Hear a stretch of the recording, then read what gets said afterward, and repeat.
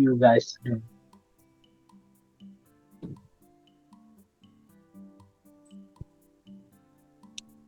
Okay, so I would like to start the session, but as usual, I would like to ask if you have any programming experience before. Have you programmed before with Python, Java, C Sharp, C++, or any other programming language? Do you have any programming experience?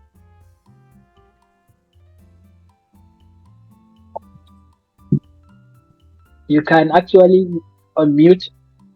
We have not yet started, so it's okay. You can mute or you can send it in the chat, your response. Have you had any programming experience before? Yeah, for myself, it's just some basics. I used to use more like JavaScript for CMS with WordPress and just Oh, basic understanding and knowledge of Python. But because now working more with AI, so I would like to go deeper into Python. okay, awesome. Yeah. So AI, all right, that's good.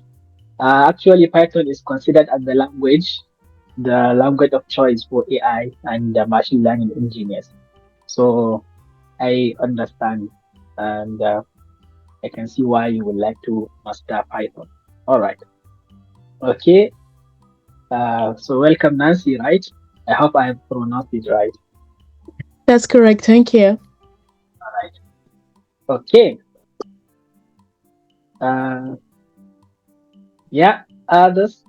I think there are other people who have joined.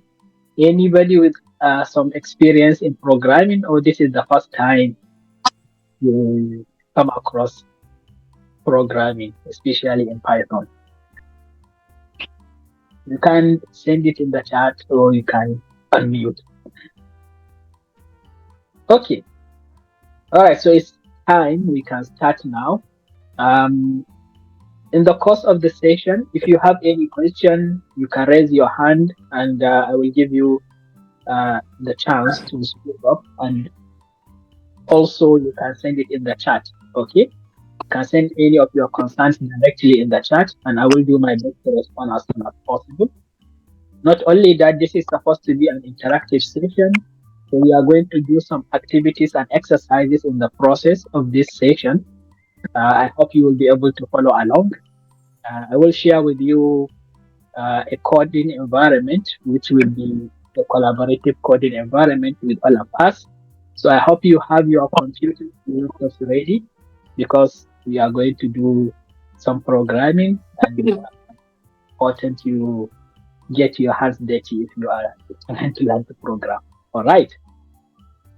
Okay, so welcome. Good morning, good afternoon, good evening, wherever you are joining us from.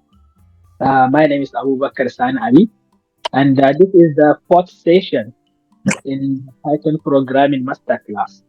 Okay, in this session, we are going to discuss user input, conditional statements, and functions. So I'm happy to see you. I'm happy you decide to join the session. This is my LinkedIn account. If you want to join or you want to connect with me, you can search for my name, Abubakar San Ali, on LinkedIn.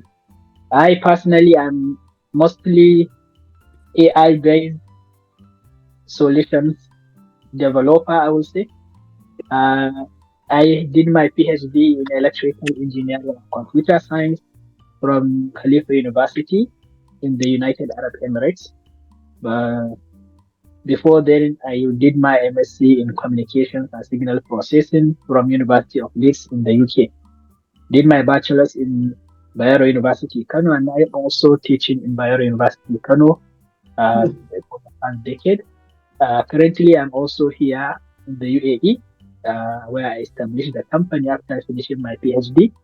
So I'm residing in the UAE. I work in developing AI-based systems. So I have built different types of AI solutions for different types of industries. Yeah, I've worked in the educational industry, health industry, as well as communications industry. And I have some bit of experience in that regard. And I hope I will be able to share some knowledge and insights from my experience with you guys. For the host institution, it's called Asatara Services, and as I mentioned earlier, it is a registered company in Sharjah, UAE. What we do is we provide consulting services, training workshops, we do research, and also we develop softwares, programs, and AI applications. You can get the resources for the workshop on our YouTube channel. You can search for Asat Academy on YouTube, and you should be able to see all the videos, and you can get the series for this.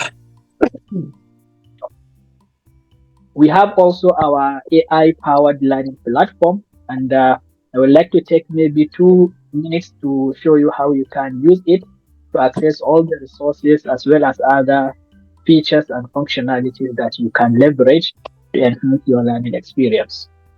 All right, so if you don't mind, I will switch to the app quickly, and I will come back. All right.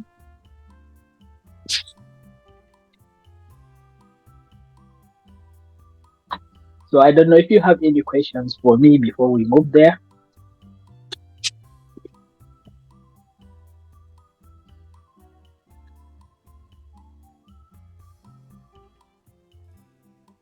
So if you go to Google, uh, search for asatacademy.ai, okay, you should be able to the site, okay. And once you are here, you can start for free. Here you can be able to sign in as a student or a learner. Instructors, this is for teachers, and then you have the admin.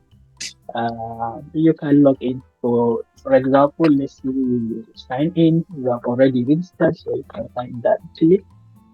You log in. Okay.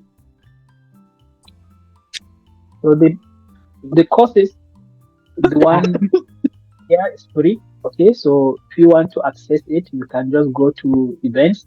Of course, we have some self-paced courses, some instructor-led courses as well, where we teach our students, as well as these are some of the events. Currently, this is the one that is you guys have attended, Python Programming Masterclass. So if you open this, you'll be able to see the details as well as see the sessions. Okay. So these are the sessions we've covered so far. We have 3 sessions, and you can open them. For example, this is the first session. You can be able to watch the video directly. You can download the session resources. For example, the PowerPoint slides. Okay, you can download them from here. And in the course of watching the video, if you are having any difficulty to understand any of the concepts, we have integrated an AI into the learning platform, which you can use to get real-time response. Okay, let's assume, for example, you are trying to watch and you come across, for example, a question, something that doesn't make sense, okay, or something that is confusing. You can ask the question directly to the AI by pressing the ask question. You can type the question. Okay.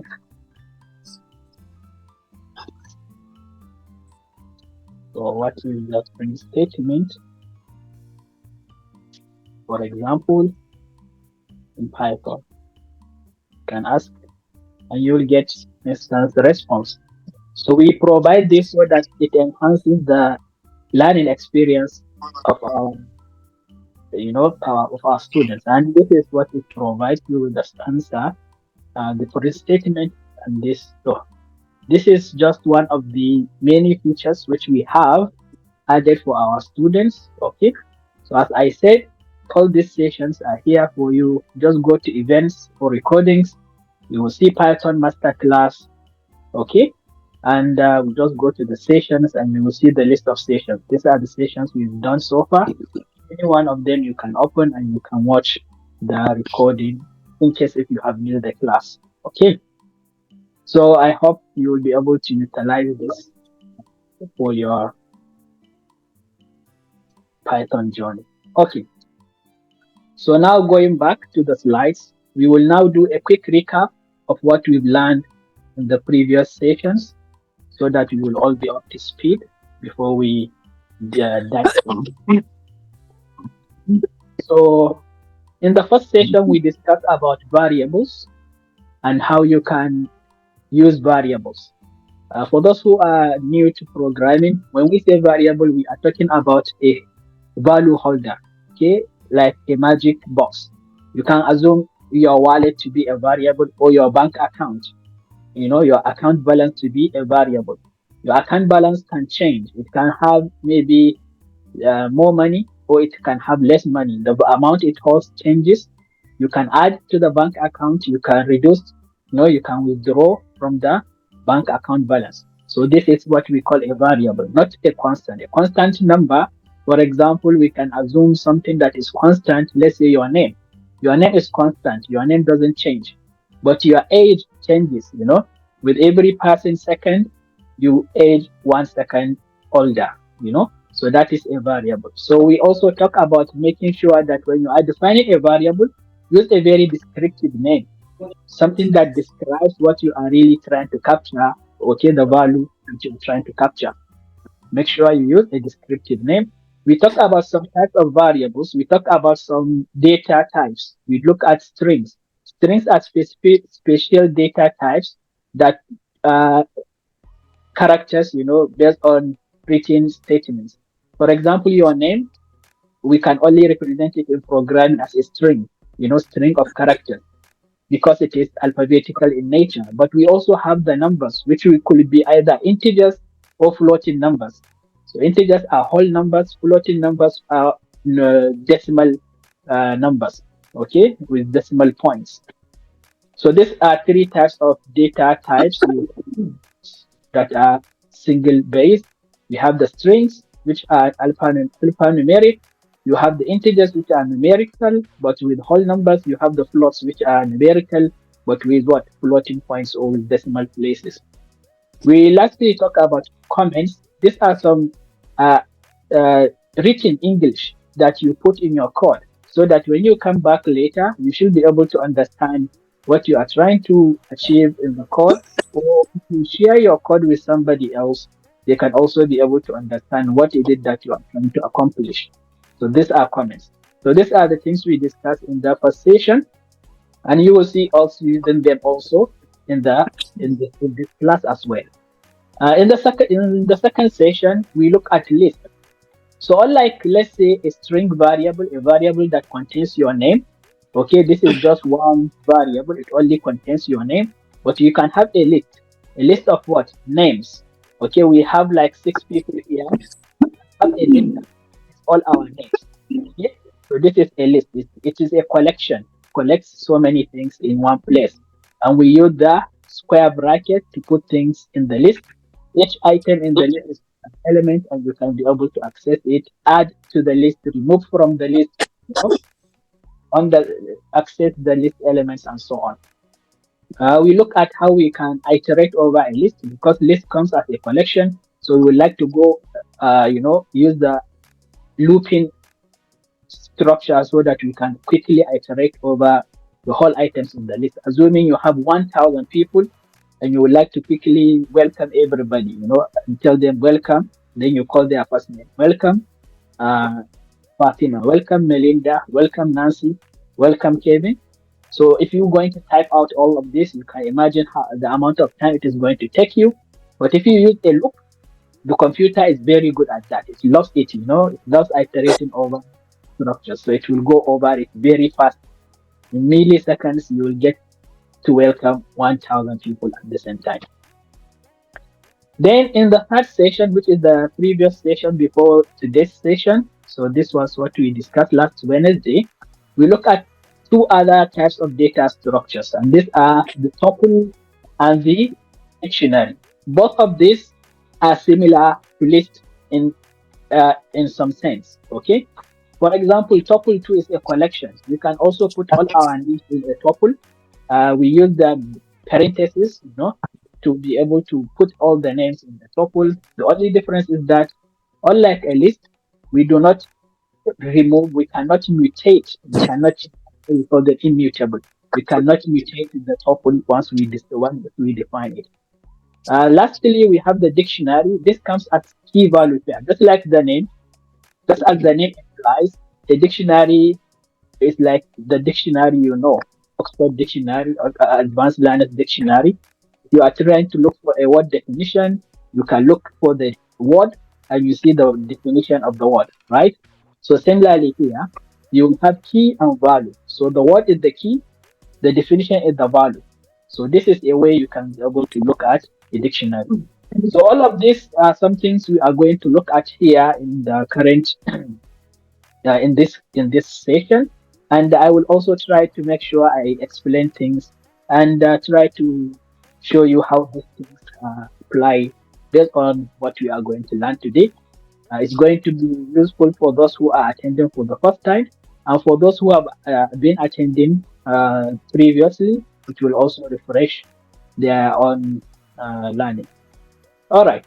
So we will start with the next part, which is going to be user input. When you are programming, and this is always important, right? Let's say you are trying to write an application, you know, and the application will require you to enter your username before you can have access to the application, maybe even a password. So this is something you get from the user, and that's something we call user input. How do we collect some information from the user that is trying to use the program? And this is what we will look at today.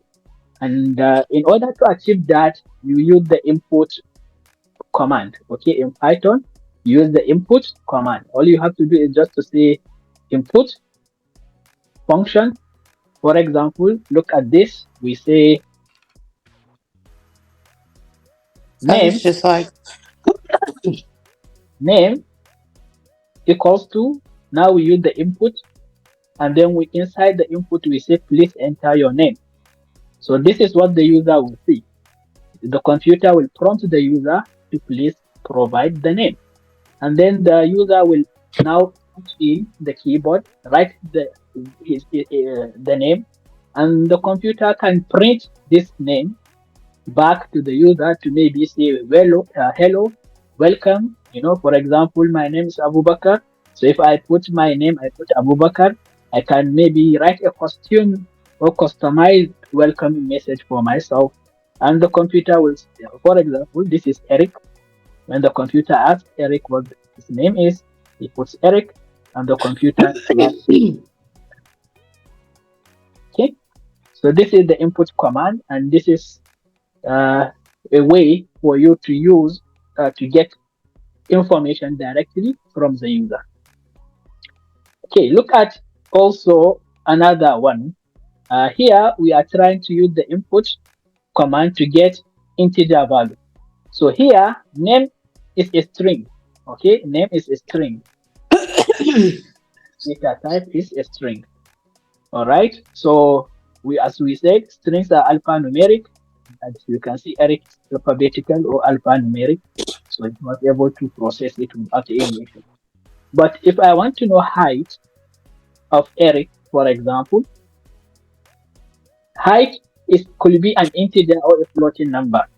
If I'm looking at it maybe as in meters or in inches, for example, I could just say height should be integer, so that if the height is, let's say, 48.5, the computer will discard the 0.5 and it will take the 48. Okay, so that is what we do. We also do the input, and we ask the user how tall are you in inches. The user will now maybe input 71. Okay, so based on the height of the user, maybe we are trying to allow the user to do some functionality, or we are trying to deny him access to that functionality. If the user is tall enough, maybe we want to give him access to riding a horse, or a motorcycle. If the user is short, maybe we consider anybody below 48 inches to be underage. So if you are underage, you are not allowed to have access to that maybe riding activity. And for that, we have our computer to check if the user is is longer in terms of is taller than 48, we allow him to ride. That's why we say you are tall enough to ride. But if the user is shorter, then we will tell him you will be able to ride when you are a little older, because we assume that anybody less than 48 is most likely a child. Okay, most likely on that age. But the main thing here is the int, because the input receives an input from the user. And by default, we humans, we like to write stuff in alphanumeric. Therefore, the computer also assumes our input could be alphanumeric, but since what we want to do is to have a number, okay, to have number. So we have to convert that alphanumeric to integers, and that's why we use this int. So we will wrap the height, this height variable. That's why I told you that variables, they are things that can change. Now Eric is 71. So height is going to hold 71 as its value. But maybe Abubakar, I could be 60. So the height is going to be 60. Okay, that's what it is going to hold. That's why we call it a variable. It changes. And as you can see here, anybody who comes and read at this code and sees the name for height can easily deduct that, yeah, we are trying to get height of the user, you know. But if I put X, it becomes difficult for people to understand.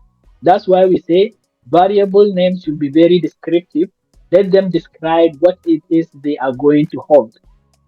If height is going to hold a value of people's height, okay, if that's what the variable will do, then please name the variable as height.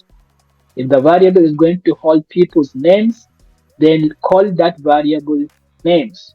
Okay, sometimes you can even add more things to maybe differentiate it. It could be names of people, names of animals, names of places. All of this is applicable depending on your context. All right. So this is how you use the input. So we would like to do some activity, and as usual, I normally ask you to send me your Gmail if you have Gmail, because we are going to use a collaborative programming environment. So I will need to share it with you so that you can also code, and I will be able to see what you are doing and provide you with a feedback. Okay. So let me know if you have any question. If you have no question, then please share with me your Gmail account. This is what we are going to use. This is what we call a development environment, a Python development environment. This one is called Colab.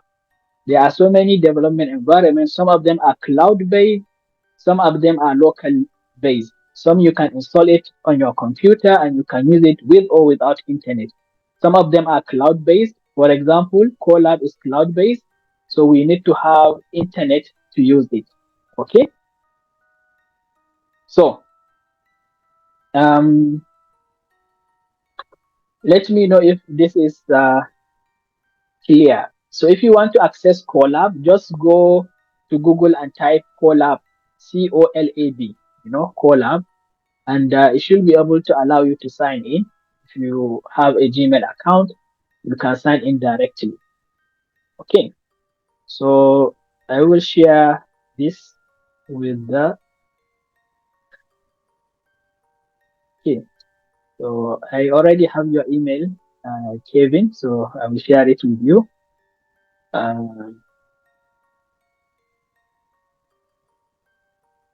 Okay, the others too can send me your Google accounts in the chat, and I will send it to you, the invite, and you can be able to access this activity. Okay, so let's look at this. Rental car. We want to write a program that asks the user what kind of car they would like. Print a message about that car, such as, let me see if I can find you a Subaru. So assuming you are asked to develop a system for a rental company, okay, a car rental company, and they have their database of cars that are currently available, and the system is for you to interact with the customer. Once the customer indicates the type of car they require or they need, then the system will go through the database, see if that it can find that particular car model. And this is what this is going to do in some sense, but in a very simplified manner. Okay, so first of all, I will say I have a variable called car model, and I will use the input function like this. Okay, I will put input. So inside the input, I will write the message I want to ask the user. For example, I can ask the user, what kind of rental car would you like? Okay, so I will know and I will save it as the car model. All right. So once I know, I would like to print a response. Once he provides me with the model that he wants, I will provide a response. So I will use the f string and I will say, okay, let me see if I can find you. Okay, I can say Subaru because I assume whatever the computer or the system is going to respond with should be the car model that was selected or chosen by the user. In this case, the car model, you will just put the name of the variable inside parentheses like this, and we will put car model. Okay, so look at it, what I did here. I have what we call the f string, f, and then before that, I have the print statement. Okay, so here I said print. Let me see if I can find you a car model. All right, so I can run this and let's see how the computer will respond. So to run, you just click the play here. You can see the computer is asking me, what kind of rental car would you like? Let me say Honda Civic. Okay, I will press enter. Okay, now it responded. Let me see if I can find you a Honda Civic. Okay, let's run it again. Once more. Let me change to uh, let's say Toyota Corolla. Okay, press enter. Let me see if I can find you a Toyota Corolla. All right. So as you can see, once we get the input of the user, that input is going to be stored inside the variable called car model. Okay. Then this car model now we can use some text. So this is a string. Why? Because we have the quotation. Here we have the quotation. Whatever comes under quotation is called a string. So here we say, let me see if I can find you a car model. And in this case, whatever the value car model is holding is what is going to be printed out by the computer. Is that clear? Guys, this is supposed to be interactive, so I would like to know if you are able to follow along. So give That's me, perfect. Thank you for explaining. It makes sense, actually, to break down like this. okay, am I too slow or too fast? Not perfect because it makes sense between like when we're trying to assume what we can do and then the way you explain it makes sense after. So it's good. It's very good. Yeah. All right then, thank you. Okay, then let's look at the next example. Next activity is also something that involves user. Okay, write a program that asks the user how many people are in their dinner group. Okay, if the answer is more than 8, print a message saying they will have to wait for a table. Otherwise, report that their table is ready. Okay, so let's see. Um, let's write number of guests. Okay, and I will use the input again, and I will ask how many. Okay, let's say this is a reservation system you are building. You want to see how people can reserve. Okay, if we can build a system for people to use to reserve for tables in a restaurant. So how many people are in the dinner? Okay, let's say in your dinner group. All right, so let's ask the user this. But because the computer will assume whatever I'm going to put is going to be a string, okay, it will assume my input is going to be alphanumeric. So I need to wrap this in int form, for example, integer.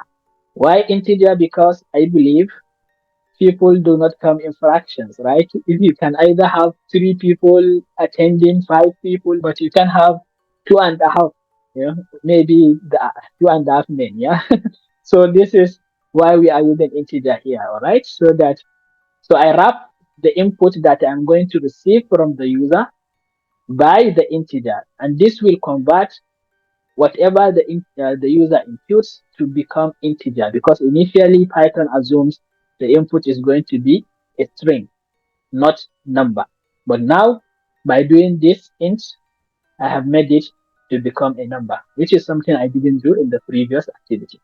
Okay, now I know the number of guests the user or the host is going to invite. I can check. They said, okay, let's use the if statement. Okay, we'll look at if statement in the next slide. Okay, but just for this, I can see if number of guests, this number of guests is more than 8. So more than, you can use this greater than sign, right? Use the greater than sign to indicate this. So if this is greater than 8, we are going to print a message. Okay, so we will print a message saying, okay, please wait for a table. Okay, this is what will happen. Please wait for a table. Otherwise, so in Python, how do we do otherwise? We write else like this. Okay, we say else. Else print your table is ready. Okay, so this is what we call if else statement or conditional statement. We are providing a condition.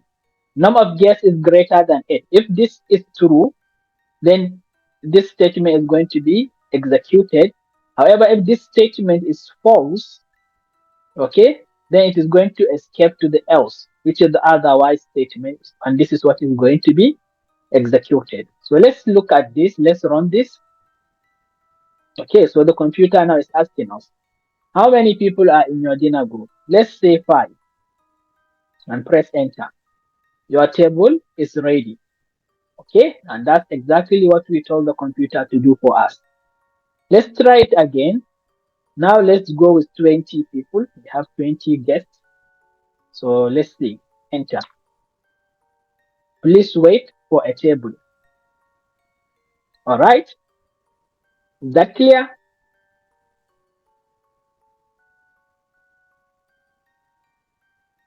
Awesome. So this is the way you use the user input, using the input to get some input from the user. Okay. So let's go to the next part of the slides. So I hope this part is clear.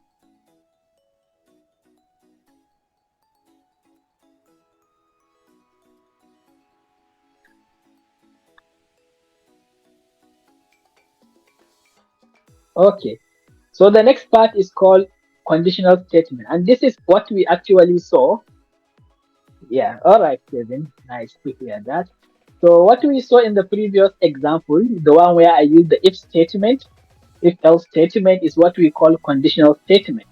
Okay, and this is the flow chart of how the computer thinks.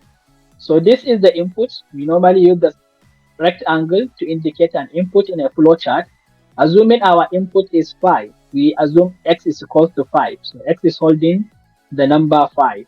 Okay, x is a variable, so it means it can change later on. So we are checking now. This is a check, right? This is what we use to check in flowchart. We are checking to see if x is less than 10. So this is a condition. And normally this check will have two outputs. Either what we are checking is true, or what we are checking is false. So either of the two is going to happen. One of these two is going to be the output of this check. So if in the case where this is true, we want to print something called smaller, then we will move on to the next step. Okay. So we are checking first to see if is x less than 10. Yes. Then print smaller. Then go and continue running your code. If it is not less than 10, that means we cannot go to this branch. We cannot go here. So we will also just continue directly. And it will come directly to check if x is greater than 20. Okay. So now we will see if is x greater than 20. Yes. Then we will say print bigger. However, if that is not the case, then we are going to print finish. Okay. So for this case now, x is equals to 5. Okay. X is equals to 5. So what will happen is x less than 10 true. Therefore, our computer is going to print smaller for us. So the output will be smaller. That will be the first output. Then the code will come back and will continue like this. Okay, it will check. Is x greater than 20? Of course, 5 is not greater than 20, right? So we are not going to go into this branch. We are going to go continuously down and we are going to print finish. And that's why you see the output being finished. Okay, but what happens if x is 50? So if x is 50, this side will not go, right? So we are going to have only this one coming down. So we're not going to print smaller. So we are going to come here and we are going to see is x greater than 20? Yes, 50 is greater than 20.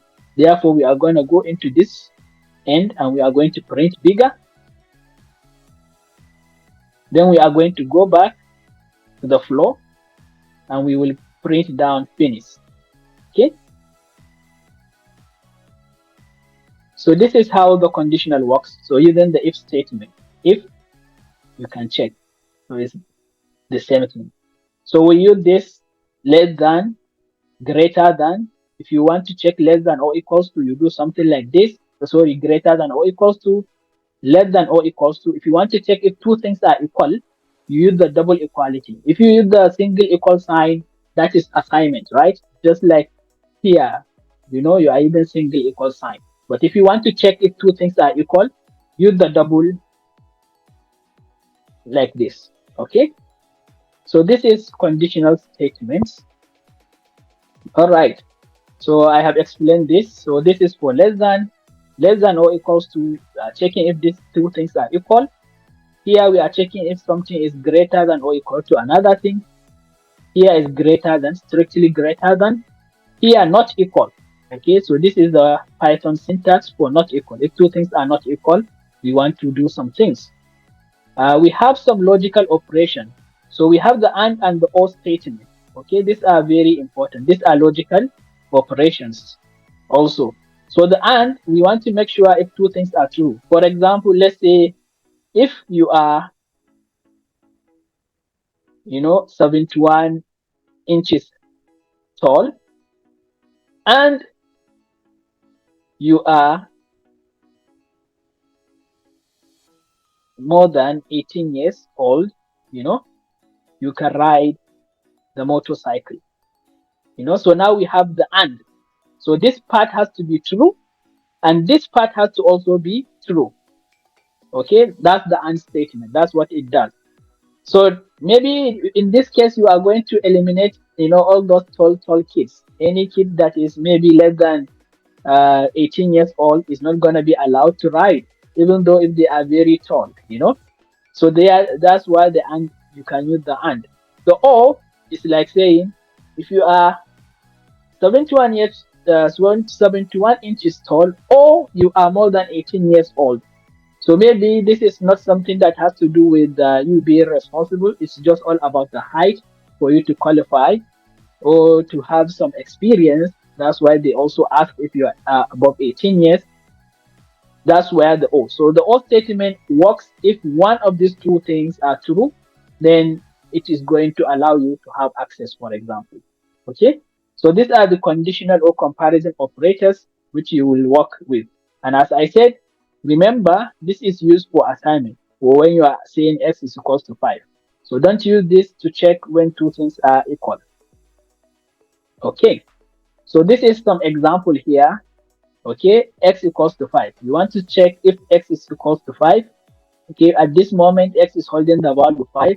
So, of course, the computer is going to print this statement. This is going to be printed. And we will check if x is greater than 4, print greater than 4. This one will also be printed out. Check if x is greater than or equals to 5. This one will be printed out. Check if x is less than 6. This one also is going to be printed out. Check if x is less than or equals to 5. This is also true. Therefore, it's going to be printed out. Lastly, check if x is not equals to 6. X is 5, so they are not equal. Definitely, this will also be printed out. So all of these are printed out for us. Okay?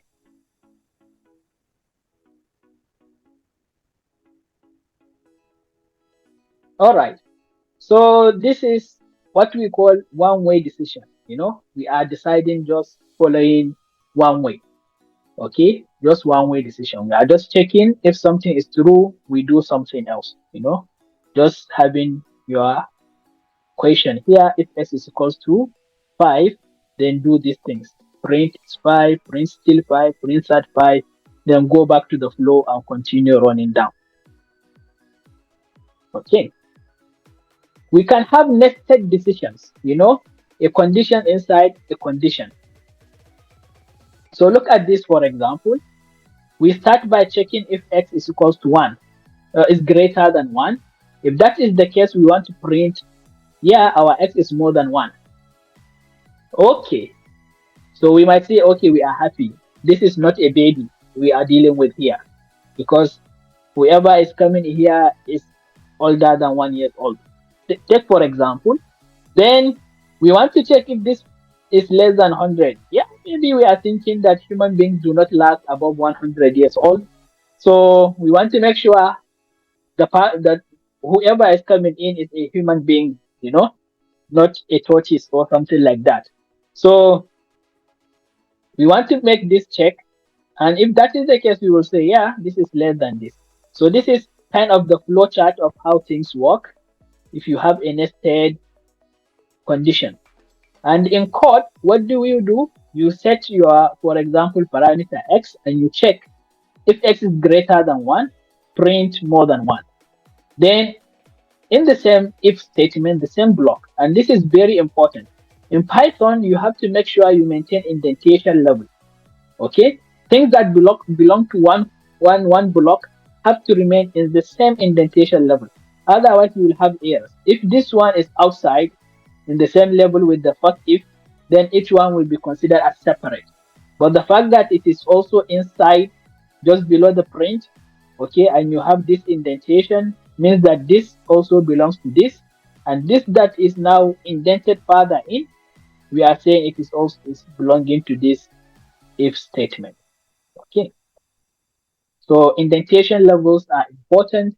This is what you should keep note of. So we are going to check if it is less than that, we will print less than 100.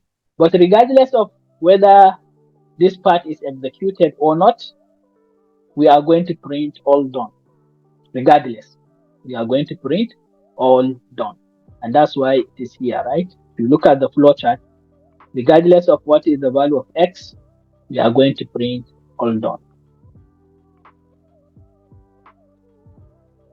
All right, so now to the two-way. Two-way. Now we did one way. So all we did there was one way, and we also look at the nested. In the case where we have two-way, so if not this, then this, we will have something executed. Okay, and this is the flow chart. Let's assume x is 4, and we want to check if x is greater than 2, we want to print bigger. Otherwise, which is the else, we are going to print smaller. Either way, we're going to print all done. Okay, regardless of whichever of the two limbs is executed, we are going to print all done. And in code, how do you get that? You set x equals to 4, and you check if x is greater than 2, you want to print bigger, else you want to print smaller, and you want to print all done. Okay, as you can see, these two are in the same indentation level, the if and the else. You can see the indentation level is the same. So the else is not like inside. It should be in the same indentation level, but the prints, they are what? Inside. You can see they are indented in all of them and maintain that. But also the last one also is in the same indentation level with this one. That's why it is considered and printed out. All done. Okay. So this is if you just have one single two-way, like have this or this. So it's either something is true. If it is true, we do this. Otherwise, we will do this. But there could be situations where you will have multiple ways.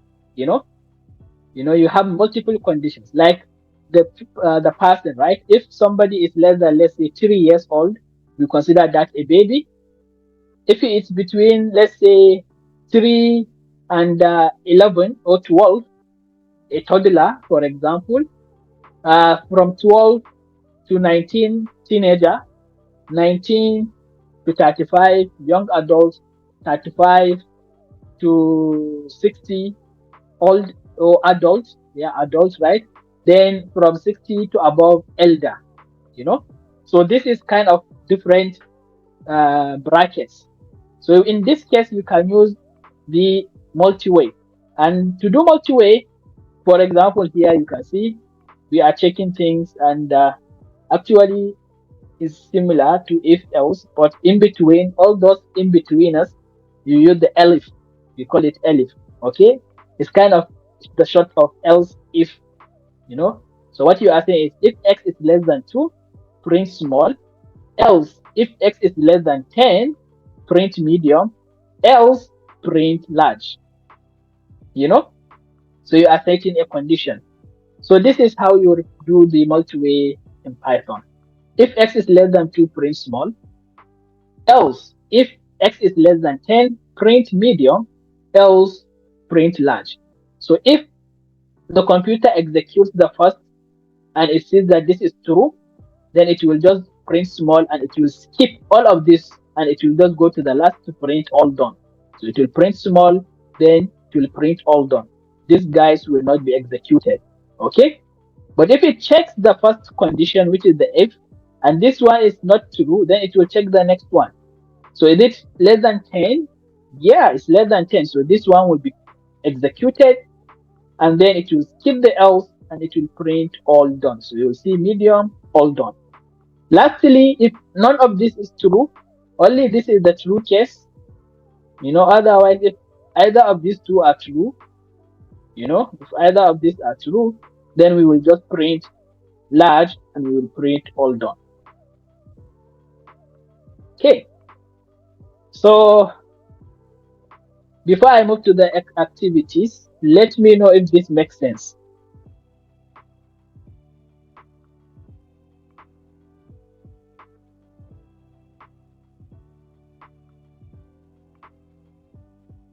All right. So let's do some activity. Awesome. You are very welcome. Let's move to here.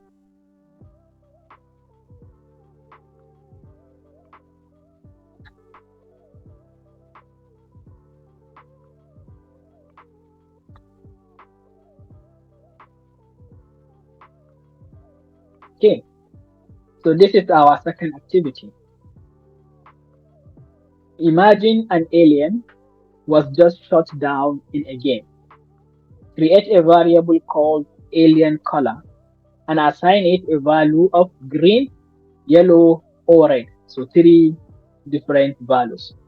Write an if statement to test whether the alien's color is green. If it is, print a message that the player just earned 5 points. Write one version of the program that passes the if test and another that fails. The version that fails will have no output. Okay, so let's create a variable called alien color. Okay, and let's assign it a value. Let's go with green first. Okay. I will write a comment here. Okay, this is a comment. Green equals 5 points. Okay, yellow equals 20 points, and red equals to 100 points. Okay, let's assume these are the points. Okay, so for this case, I have green. So let's say, so I have to do if statement, right? So if alien color is equals to, remember I'm using the equals to, so double equals to, then I will put the colon. Okay, you have to put the colon. This because we don't use parentheses in Python, so we use colon. So we will and we will press enter. And by default, all Python development environments will be creating indentation levels for you automatically. So, but this is just two level of indentation levels. I can make it four. Four is the most recommended, but you can have the two. Okay, let's see. Two space will give you the single tab in Colab. Four space will give you the double tab. So I prefer the double tab. Almost all other IDEs with the double tab. You can also change the settings here, but anyways, even if you use the single tab, nothing will change. Okay, so if it is green, you will print. Okay, you will print what? Okay, you just earned 5 points. Okay, that's all they asked us to do. And let's run this. So because it's green, it's going to print you just earn 5 points. You just earn 5 points. However, they said try another version. If we put yellow, nothing will happen because it will check and it will see that alien color is not green. And all I did was to define what will happen if the alien color is green. So in the other case, nothing will happen since I have not defined anything. Okay, that's why we didn't see any output. But if you look at the second, yeah, if you look at the second activity here, we want to use the if else chain. So we want to add a chain, which is the if else if and else. Okay, so we can copy the previous code. Okay, we have, they give us the points here. So 10 points. If the alien's color is in green, just 10 points. Okay, so let's see. Otherwise, there is nothing for that. I will do another one with this. Otherwise, 10 points. Okay, so if green, 5 points. Now, else. So be careful. If you do else and you put this, you can see it even underlined it with tells you unexpected something with this red line showing you an error. That's why I said make sure of the indentation level, make sure they are all in the same level. Now you can see the red thing has been removed. Now I can continue. Else print, you just earned 10 points. Okay, so I can run this and you can see before I put yellow, nothing was outputted. Now I put yellow and I got 10 points. Okay, let me add another code to do the second one. Okay, to do this one. Okay, so I will use the else if. I'll say else if alien color is equals to yellow.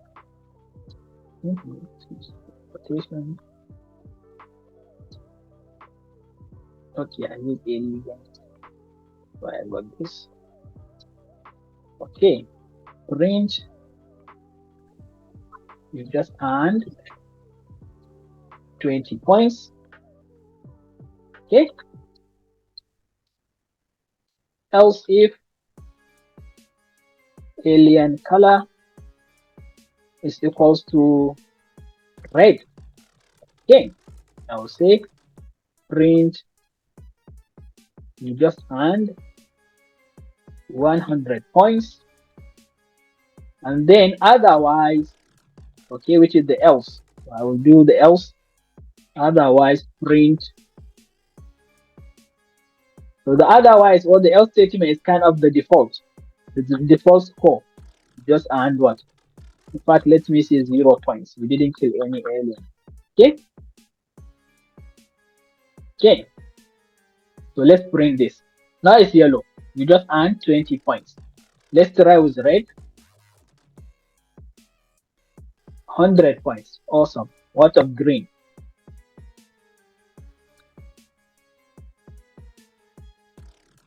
Okay, green 5 points. And then lastly, let's look at purple. Didn't define purple, so what do we earn? 0 points. All right. Are we together? Makes sense? Okay. So this is the conditional statement, and this is what you can do with it. All right. So let's move to the next activity. Let's move to the next section in the slides.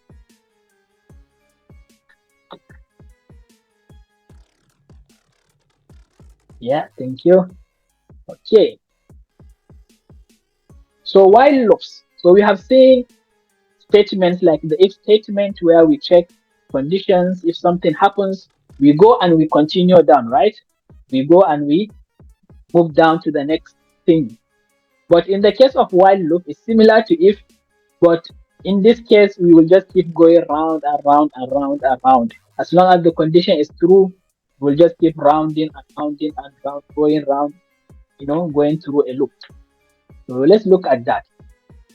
Okay, so it's similar to the for loop. We've looked at for loop when we were dealing with list.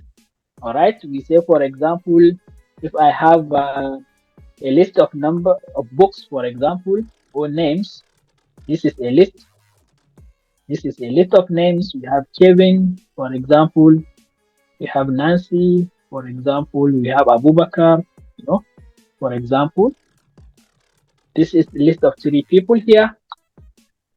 Okay, so I can set a for loop to print a welcome statement for each one of us. I can say for name, in names, okay, because the list is called names, so the variable I want to use name, I can say print, and I will say hello, and I will give the name. So it is going to print our names, each one of us.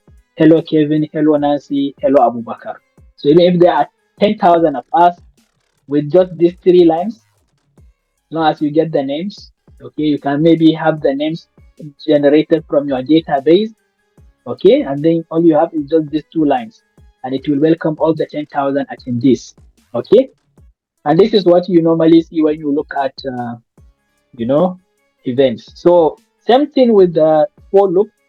In this case, it is going to loop over until the last name, which is Abubakar, then it will exit the loop, right? It will get out of the loop because it has finished iterating over the list of names. For the while statement though, it is going to learn as long as its condition is true. As long as the condition defined is true, the loop is going to keep on running. It's going to keep on running and running and running, and it will not exit. And that's when we will have what we call the infinite loop, the infinite loop. It keeps on running forever. So let's look at this example here. We set current number to be equals to 1. Okay, we set current number is equals to 1. And we come up with a condition. We put while statement. We say while current number is less than or equals to 5, print current number, and then now increment. This is incrementing. Increment current number by 1. So that means in the first instance, it will check and it will see current number is 1. So it will say, yeah, 1 is less than or equals to 5. So no problem. I will print the number, which is 1. And then I will now increment this number to become 2. So 1 plus 1, 2. So it will go back here again. It will check 2. Is 2 less than or equals to 5? Yes. All right, good. So let me print it out. Okay, I will print it out. And then I will increment it by 1. And then I will go back to the top, which is the condition. Now, current number is holding the value 3. So we will go back, check is 3 less than or equals to 5? Definitely. Okay. Therefore, what do? I print 3, which I did, and then now I will increment it by 3, by 1, sorry. Then it becomes what? 4. Go back, is 4 less than or equal to 5? Yes, I will print 4. I will increment by 1. I will go and check, is now, because this is 5, right? Because it was 4 before, now it's 5. Is 5 less than or equal to 5? Yes, I will print 5. Now I will increment. Now, current number is going to be 6. Is 6 less than or equals to 5? No. And this is when we exit the loop. So that means there could be a situation if you forget to put this increment line, you are not incrementing current number. That means current number will always be 1. It will always be 1, and you'll just keep printing 1 forever and ever and ever.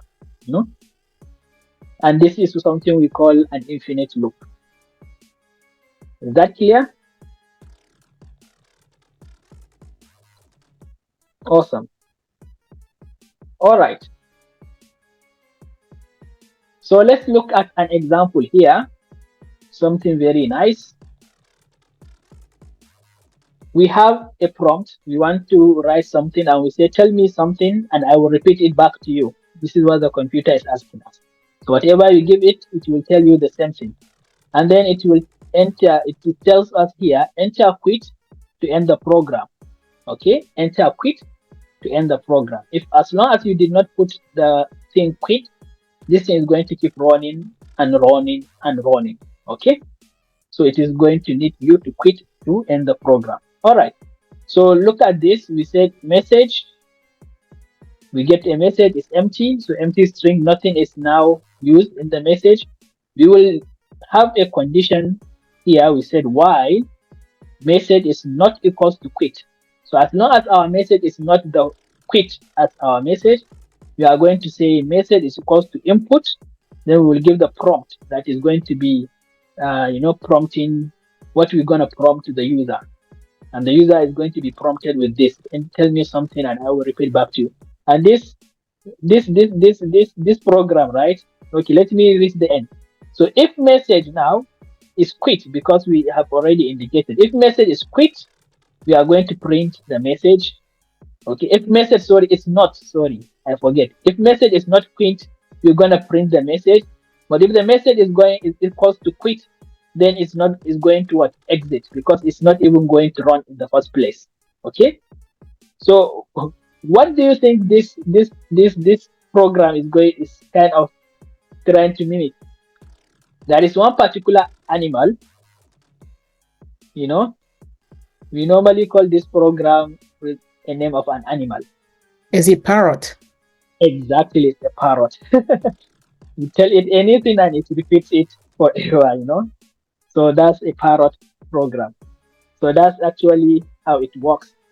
That's the while statement. Okay. So there are some events where you will want to have what we call a flag. And this flag is always I use it, many people use it. Sometimes there are some codes which you want to have running and running and running. It's only when something goes wrong, then you want the code to exit, you know? So you would like to have a flag. Okay. So in this case, we set a flag called active. Our code is going to continue running until when active is changing, it changes from true to false. You can see here our flag active is set to true in the first place. So we will say while true, can just say while true. Okay. So this is going to continue running. As long as active is true, it's going to continue running until when the active changes from true to false. So let's see when it's going to happen like that is active is only going to change to false if the message by the user is quit. But as long as the message by the user is not quit, active will stay as true, and this loop is going to keep on running. Okay, so this is parrot version 2 when we have a flag. Okay, this flag is one of the key components of building so many applications out there. Okay, and we have also the break to exit a loop.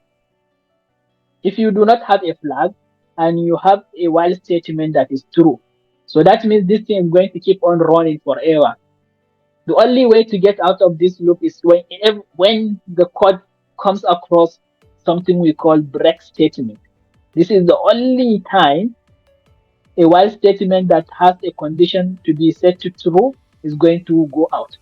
But whenever you have while true, this we call it an infinite loop. It's gonna keep running and running and running until when it comes across break in either of any of the branches of the code. Here we have two branches. One of the branches happens when the city is equal to quit, and that's when we break out of the code. Okay, so this is the three ways of you can use a while loop. Another maybe statement to keep note is the continue. Okay, so continue is more of like skip, you know. I say skip, you are skipping that current loop. Maybe you don't like that current loop, you want to skip that age, for example, or you want to skip that number, you don't like that number. Okay, here what we are saying is we are checking, we started from current number is 0, and as long as the number is less than 10, we are going to print the number. Okay, but we have a check here. Our check is if current number is less than or equals to 2. Okay, here this we call a modulo operator. Modulo operator. Okay, what does this do? It returns the remainder of division. It returns the remainder of division. Let's say I divide 5 by 3. 5 divided by 3. What's the remainder here? Okay, the quotient is what? Is 1, right? Quotient is 1. The remainder is 2. So if you do 5 modulo 3, it's going to return 2 for you. That's what the computer does. So this we call it modulo, the modulo operator. Okay, if you have, let's say, 3 divided by 2, this is what? The quotient is 1, the remainder is also 1, right? So if I do 3 modulo 2, I will get 1 as my output. Okay, so that's the modulo operator. So what we are saying here, you are going to check if the number is divisible by 2. Because if it is divisible by 2, the remainder will be 0. If it is divisible by 2, the remainder will be 0. Means what? Even, right? This means even. Any number that is divisible by 2 is an even number. So that's what we are checking. So if this number is even, we are going to continue. So we are not going to print anything after this line. The moment we enter this, this branch, and we saw the continue, then anything that follows is going to be skipped. We're going to skip anything after the continue statement. So we're going to just go back to the beginning of the loop. Then we will pick the next one. And we check what happens. Is this clear?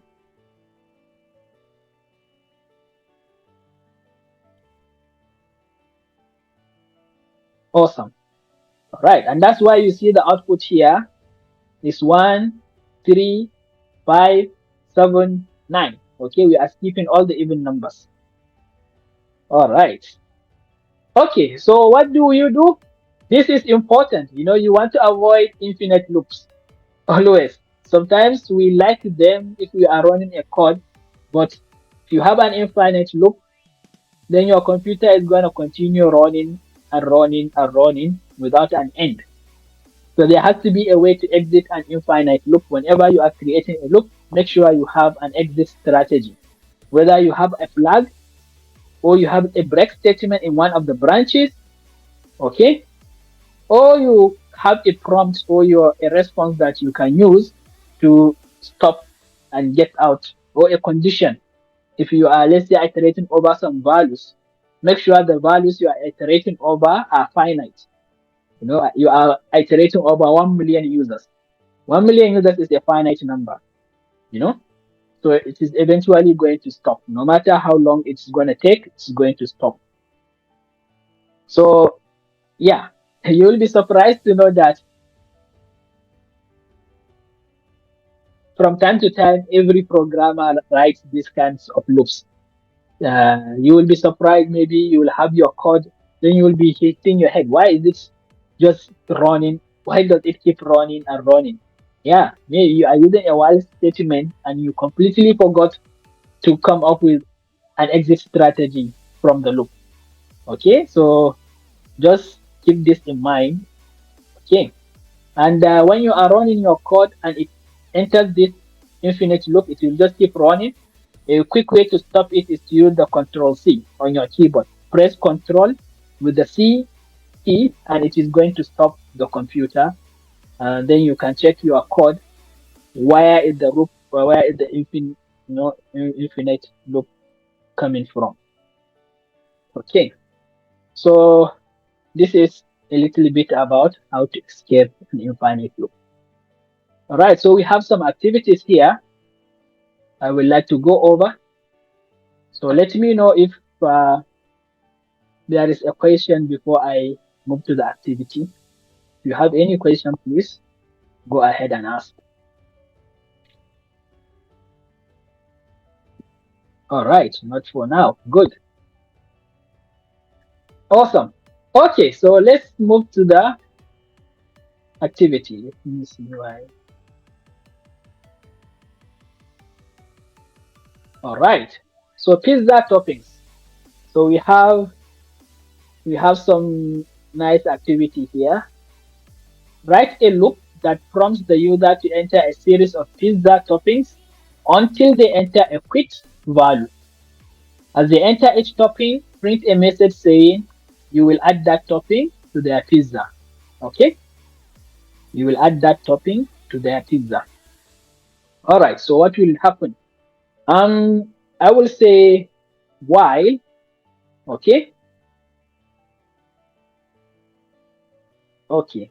Let's start with message outside. Okay. Mm, No, no. Yeah, yeah, yeah. Let's start with message and let's set it to empty. Okay. And I will say while message is not equal to quit. Okay. Equals to quit. Print.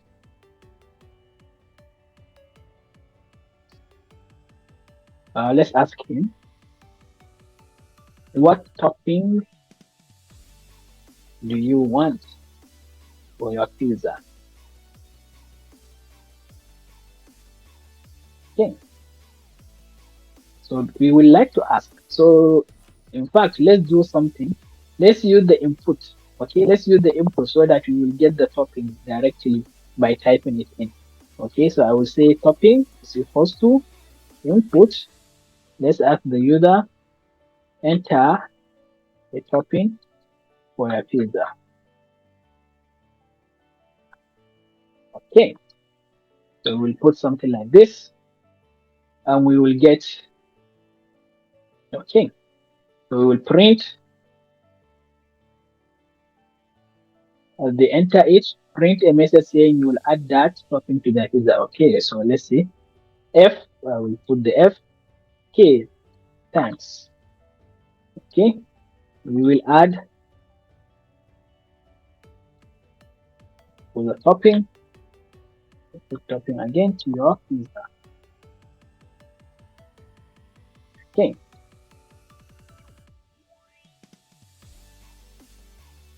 let me put the break statement. Okay, if topping, okay, let me get it off. Now let's say message is equals to s as input, and let's say ask the user print or enter quit to stop adding toppings or any other word to continue,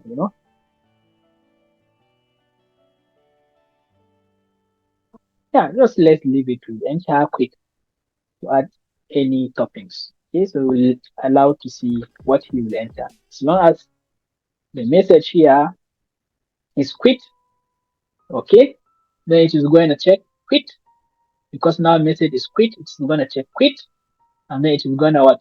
Get out of the loop. Okay, so let's print a message outside. Print. Okay, your pizza is ready. We have added the following toppings for you based on your choice. Your choice. Okay, so we can print the toppings. Okay.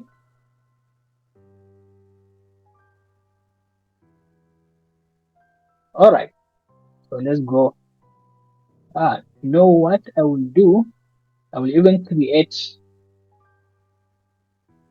a list so that I can save the list of the toppings. Let it be empty. Okay, let it be empty. So I call it toppings. So here I will do toppings dot append that topping. Okay, toppings dot append that topping. So I will print the toppings. Okay, so let's see. All right, enter a topping for your pizza. So which topping should we try? Aha, which topping?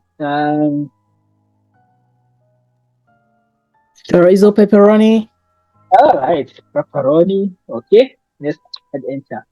Aha, thanks. We will add pepperoni topping to your pizza. Enter quick to stop adding toppings or any other thing to continue. I will just say yep, you know. So it will ask me again. Enter a topping for your pizza. So which one should we add again? Both of you said pepperoni, so let's try another one. Yeah, pineapple, chorizo. Okay, let's go with chorizo. Okay, enter. Thanks. We will add chorizo topping to your pizza. Let's add pineapple. Okay, right? Enter. So, Ham. oh, okay, sorry. It asked me to enter quit. Then I put pineapple. So let me put pineapple here again. Okay, thanks. We will add pineapple to your topping. So what? Nancy, you said something? Ham. Ah, okay. Enter quit. I will say I'm not quitting. So enter topping. Okay, now we have it. Let's say, yeah, let's quit. Okay, we can say quit. All right, your pizza is ready. We have added the following toppings for you based on your choice: pepperoni, chorizo, pineapple, and ham. Okay, clear?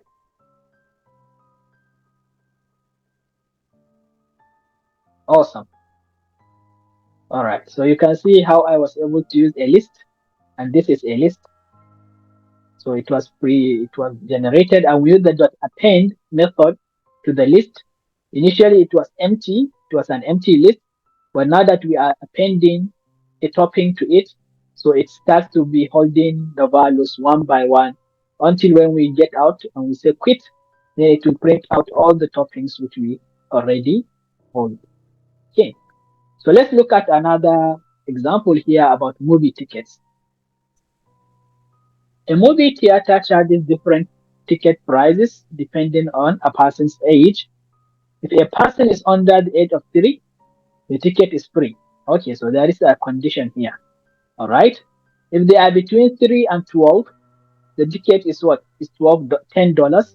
And if they are over age 12, the ticket is $15. All right. Write a loop in which you ask users their age and then tell them the cost of their movie ticket. Okay, so let's do it.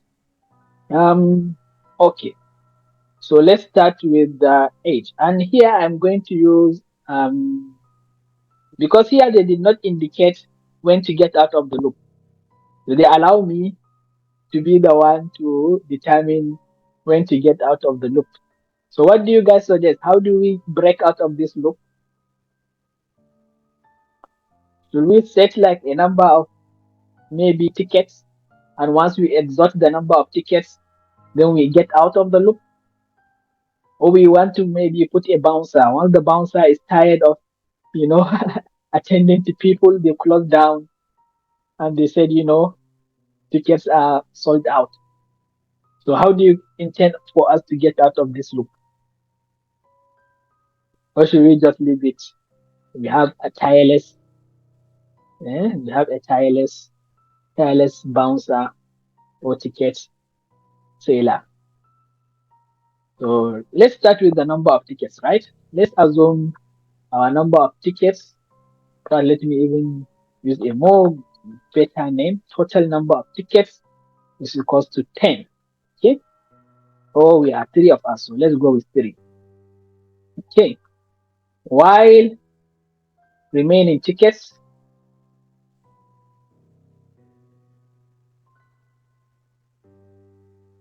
is greater than 0. Okay. Here, let's say remaining tickets, total number of tickets is also equals to the remaining tickets initially, right?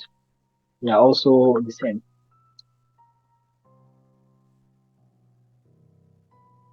Okay, they are also the same. So while the remaining tickets is greater than 0, we want to ask the user. Okay, so let's ask the user age. Let me call it age, and I will say input. Because it is going to be an integer, I'm going to write input inside the int, and I will put the input, and I will wrap the prompt. Okay, what is your age? Or let's say enter your age. Okay, so now we are going to get the age, and we're going to see if age is less than 3.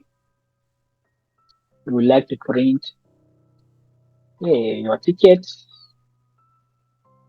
is free. All right. We have another condition, else if age is what? Okay, is less Between than 3 and 12. 3 and 12. So since if they are not 3, then it will go to greater than 3. So I will just put less than or equals to 12, right? Or should I just put less than 13? You know, so anybody from 3 and 12 will be here because 8 is going to be an integer. So this will also work. But you can also do the other one, less than or equals to 12. So anything up to 12 is going to be allowed. So you print, okay, your ticket is $10. Okay, and else for all of us, else nothing, don't write anything.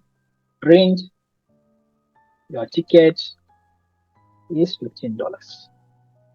Okay, so it's gonna ask the age.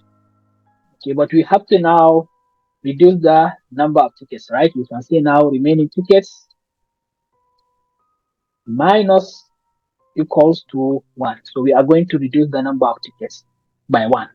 Okay, so once we are done, we want to maybe print tickets sold out.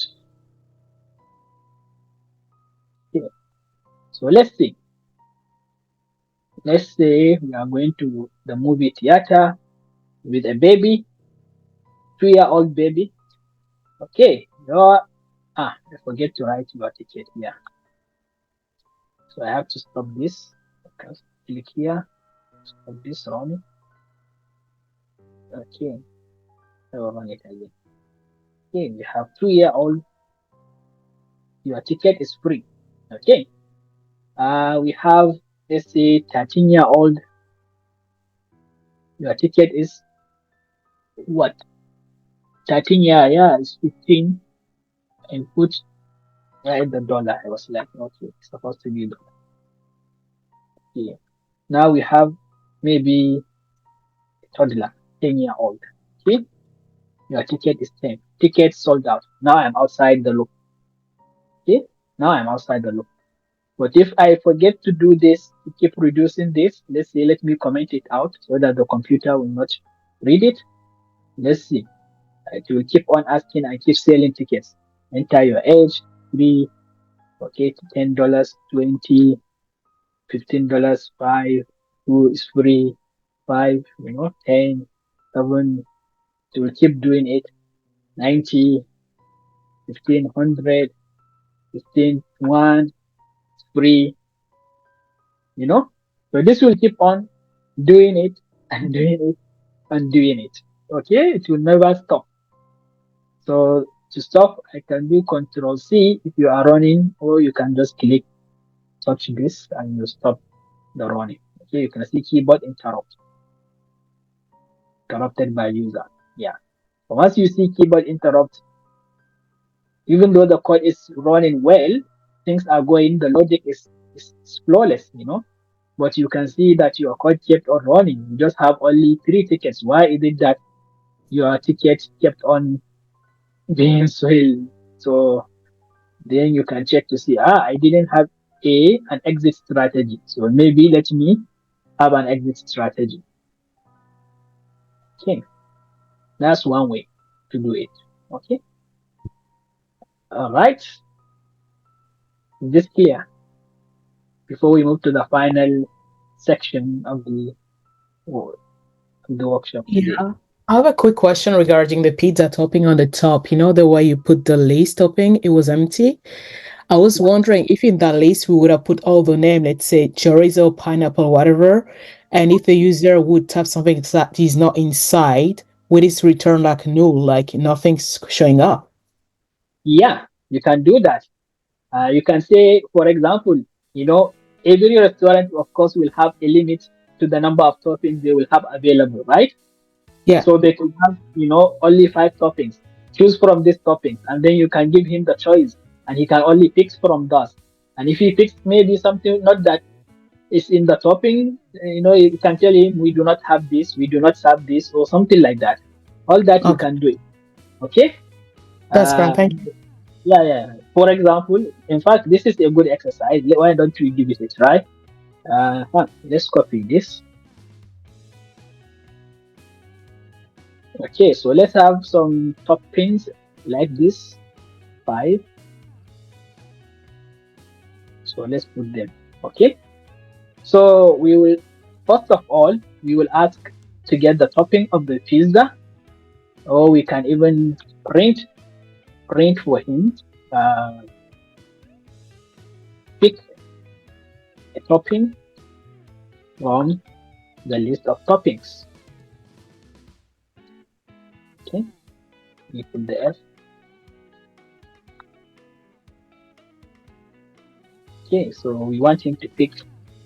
Okay, we want him to pick.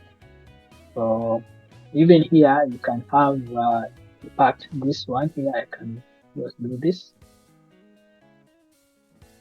put it here. Okay, I'm carrying this. So we will ask him to pick a topping, this, and whatever he picks, we're going to add it to what topping. Okay, so we are going to add a condition. If topping, which he picks, is in toppings, okay, have this. If toppings in topic, okay, if topping is in the toppings, this is when we will append.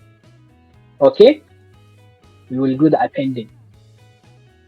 So what I will do, I will say I will create a new variable, because otherwise selected toppings, I will call it selected toppings. Okay, it's equals to nothing. Beginning, there is nothing. So therefore, my selected toppings is gonna be appended with the topping only if the topping that was selected by the user is in the list of toppings which we already have. This is what our restaurant can provide. Else, okay, let's do the else. So if the user gives us something that is not in the topping, you can tell him, you can print, sorry, we don't serve.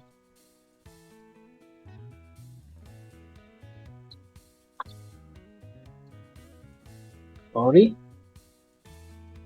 we don't have that topping. Okay. All right. So we'll have something like this. And we will print nothing.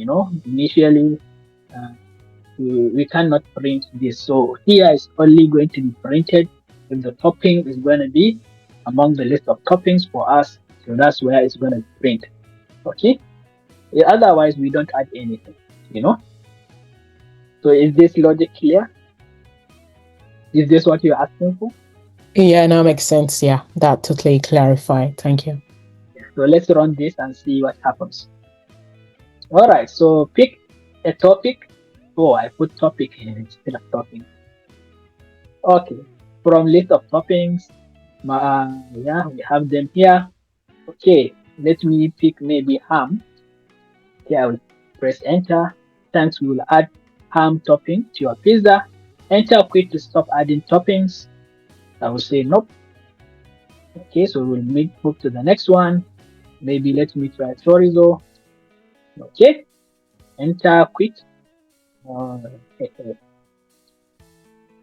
so I add something. So let me add something that is not in this list. Let's say add chicken, for example. Sorry, we don't have that topping. Enter Oh, that's quit to brilliant. yes. So I will say quit, and you can see. Okay. I should have put selected things here, not toppings. Toppings will generate the previous one. Okay. Sorry. So let me run this one again. Let's try it. So pick a topping from the list of toppings. We start with the chorizo. Okay, we have this. Chorizo will be added. Enter quit. No, I don't want to quit. Pick another topping. Okay, here let me try the chicken now. Sorry, we don't have that topping. Enter quit to stop. Okay, since we don't have chicken, I'm done. I will quit. Your pizza is ready. We have added the following toppings for you based on your choice. Chorizo. Okay, so you can see how the code just got a little bit longer than what we have here. But these are all the things we've learned today: the while statement, the if statement, the else. You know, all of this. Awesome. So questions, or we should move to the next part. Yeah, we can move on. That's very clear now. Thank you. All right, right. So let's move on.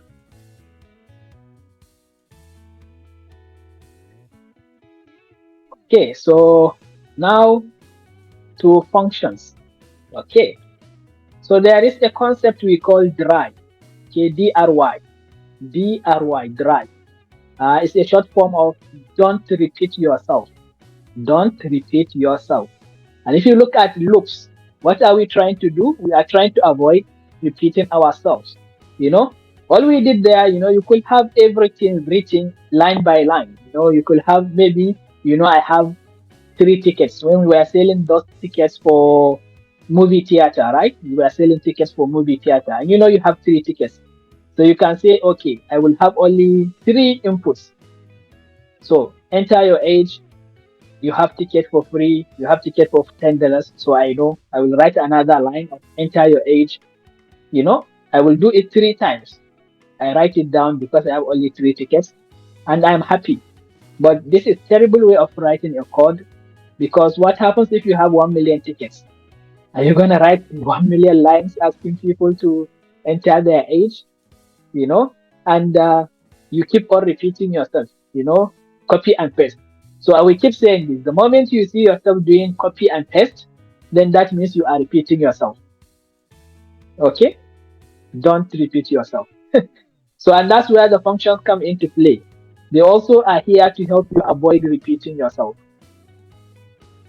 Okay, so let's move to functions and let's see how they work. So a function is, in Python, is some reusable code. Some reusable code that takes arguments as input, does some computation, and then returns a result or results. So for example, you can have a function called add 2 numbers. That's the name of the function, add 2 numbers. What does this add 2 numbers do? It will take in 2 numbers, number A and number B. It will add them and it will return the sum. So it will say sum of A plus B is returned. That is the result. Okay. So anytime I want to do any addition of 2 numbers, I will just call that function, right?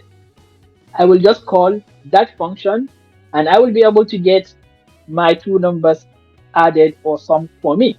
I don't want to be the one to sit down, you get me, and do the computation myself every time I will have to write a plus b, a plus b.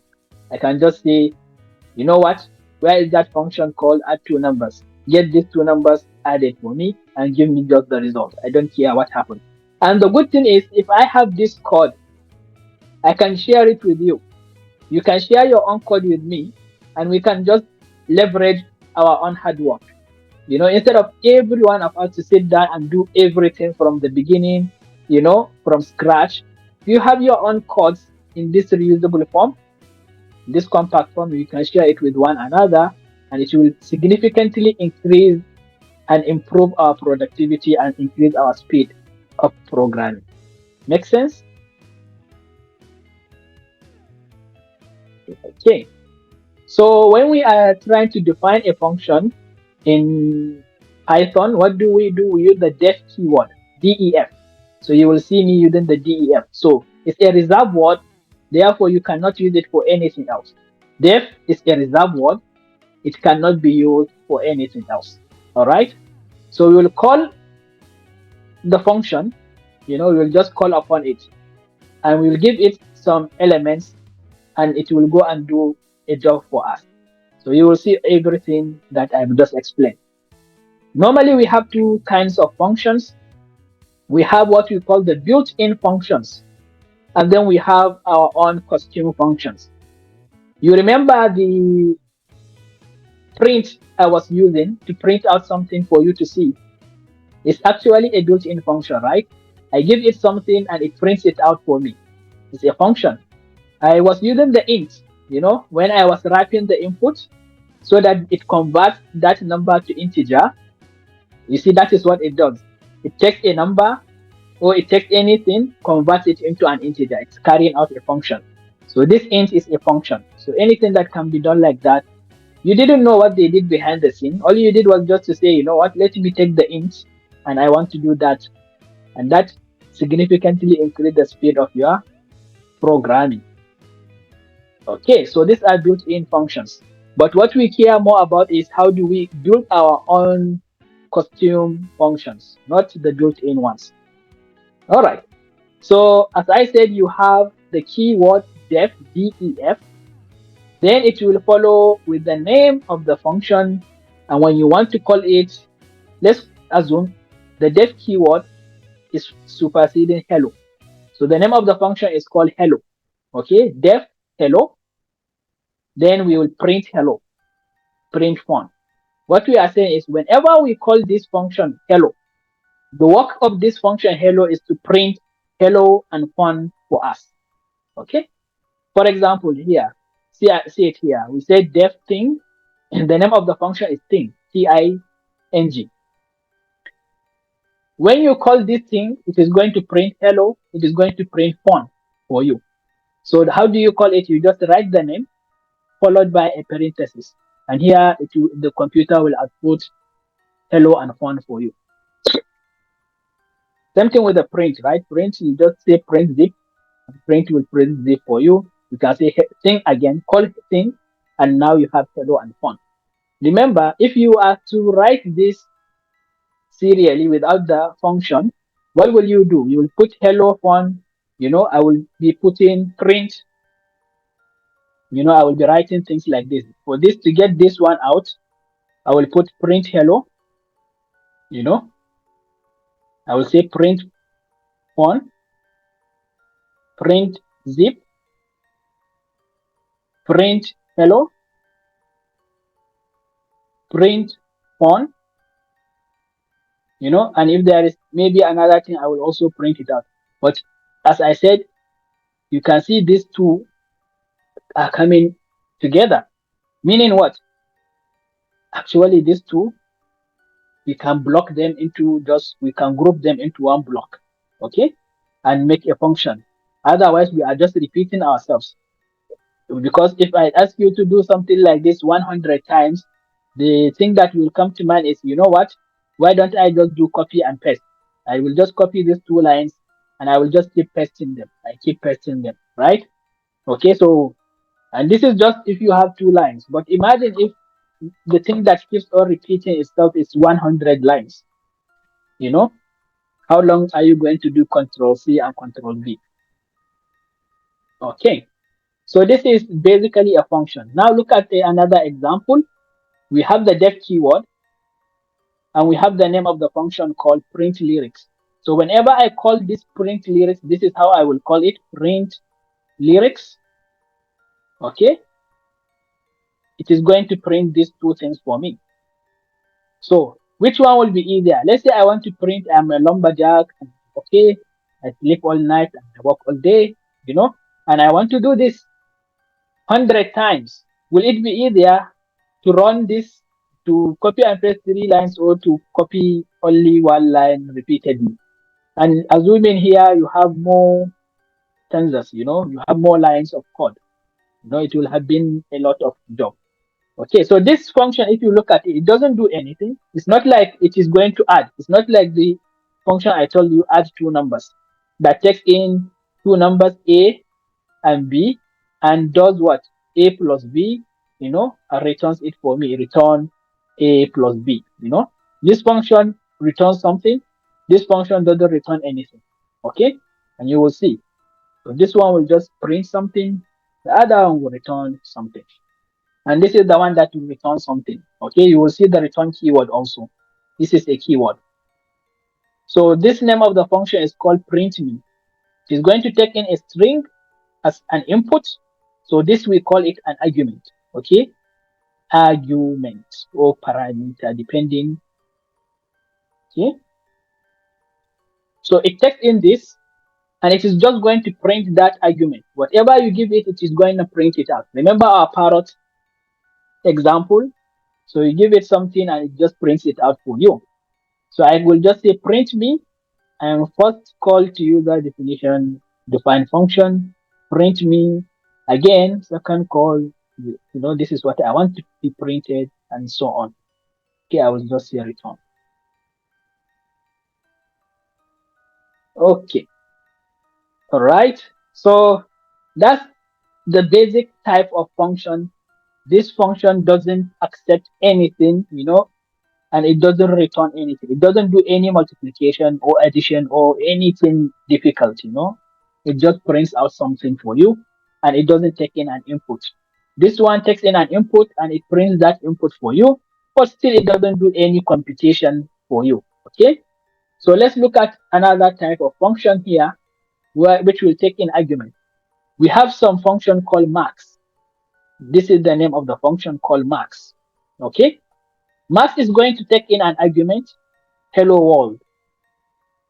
So this is us calling it.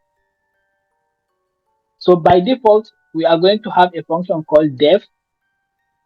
We will call it max, and it is going to take in an input. The type of input here is a string. So let me just say it's going to take in a message, for example, or a string. I can say def max is going to take in a message,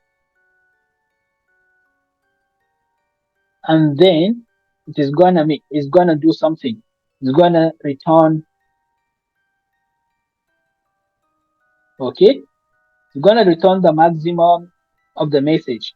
Assuming here the maximum is going to be if you arrange these characters alphabetically, which one will be the maximum? I think W, right?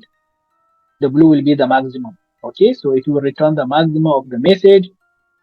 That means big here is going to hold the character W. Okay, this is a hypothetical example.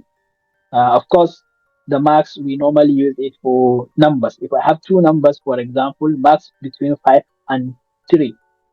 Okay, so this function max is going to return 5 for me, but I want to sometimes store this value that was returned in a variable.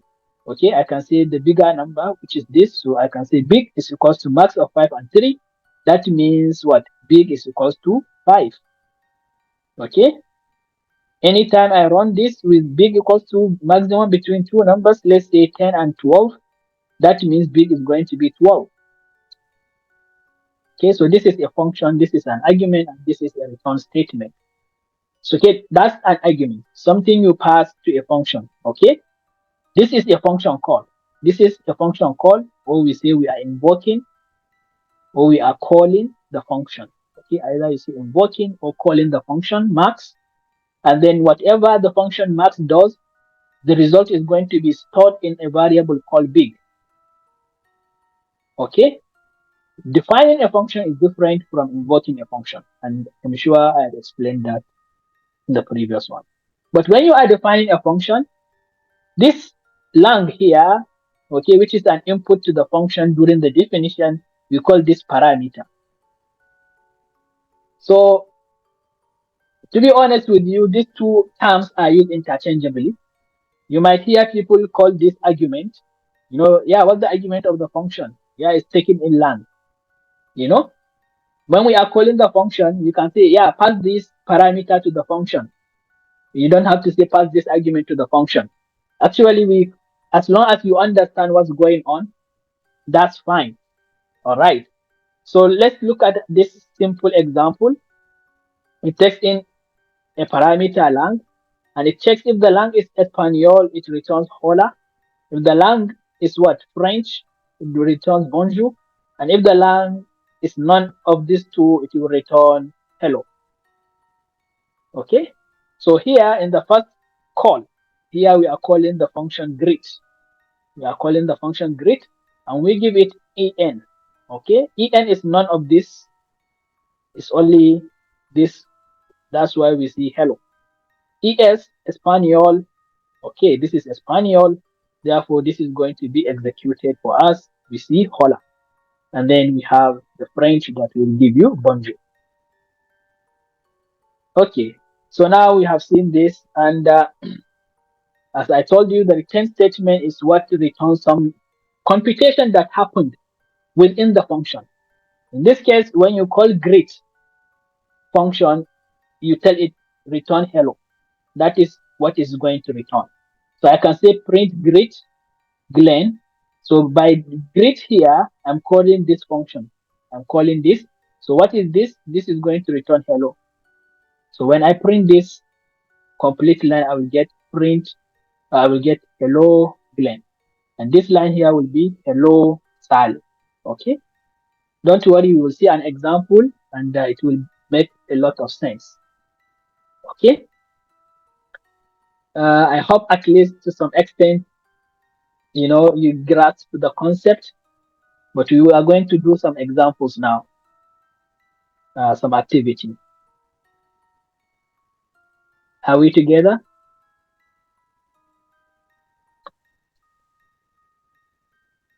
Let me know if this at least, makes sense to some extent. I know this is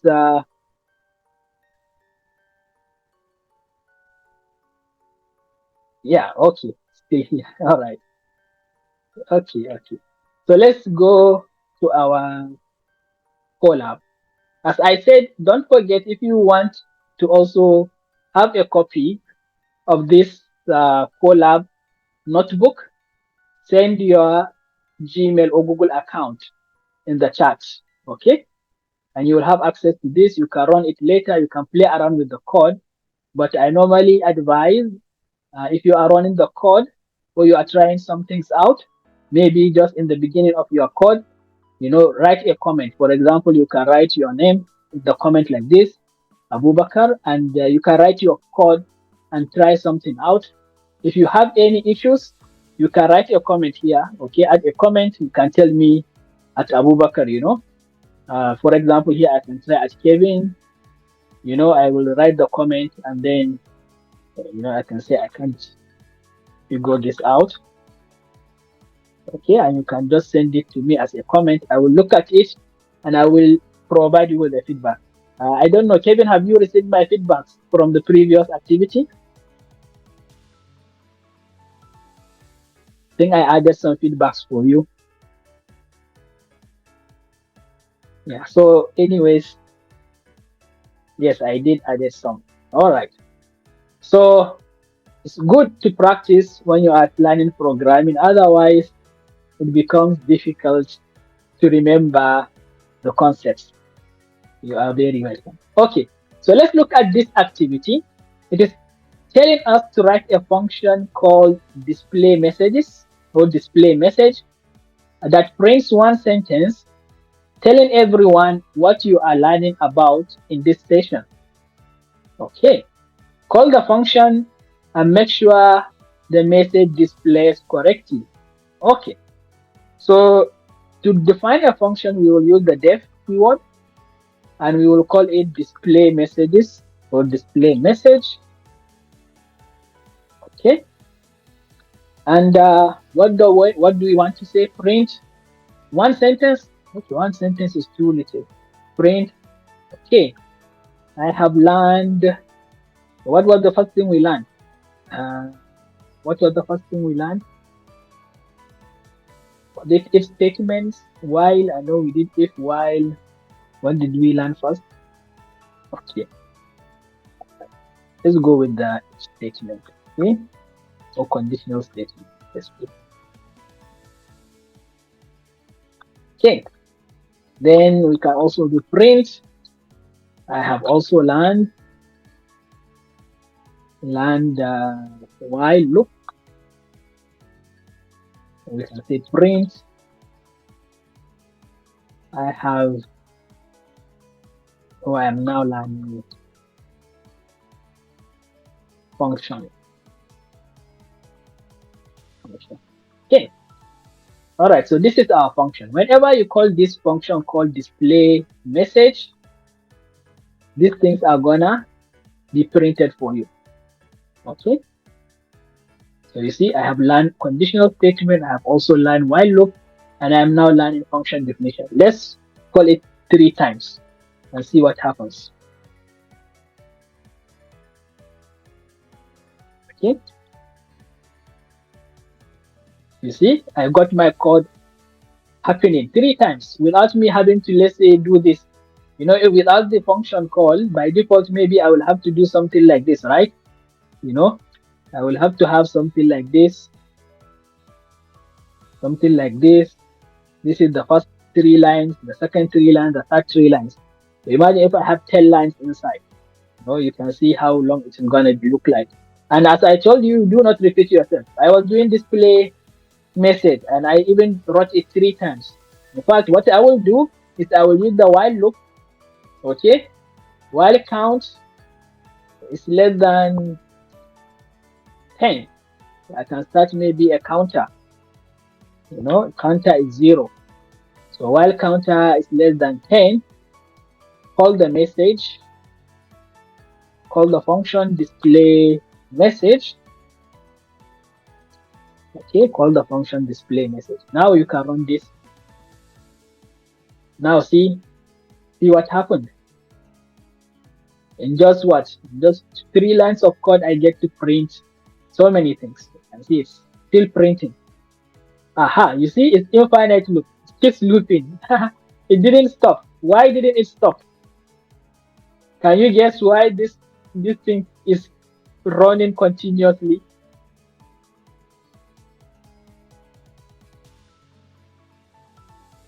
You can see it's even showing you what's going on. Any guess? Can you give it a try? Why do you think this thing keeps on running? It's not stopping. I want to get only 10 times. Yes, I have to tell it to quit. Okay, so let's do that. Okay, let's increment our counter. After we display the message, we will increment the counter by 1. Okay, so that means the counter is now going to be from 0, then 1, then 2, then up to the time it reaches 9 and 10. 10 is not less than 10, then it will stop. Okay, aha, now you can see done already, has stopped.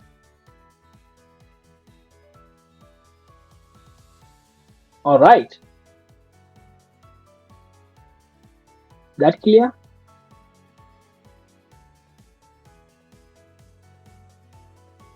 Awesome. Okay, let's make another function called makeshift. So I will say def make shirt.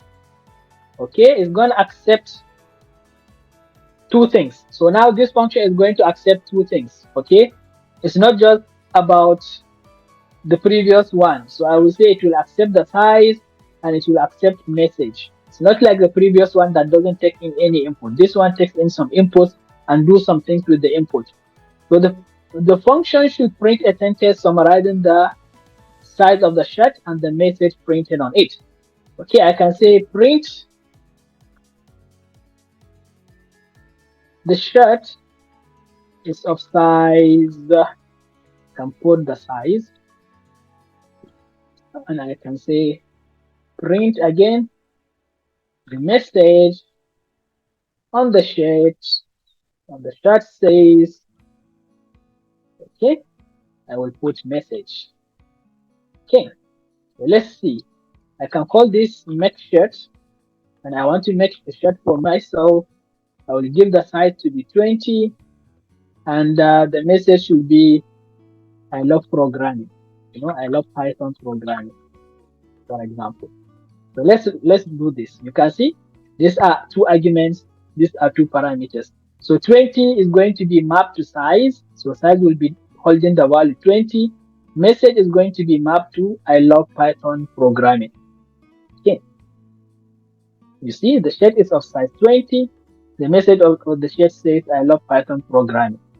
Let me change the size maybe to 35 and see what happens.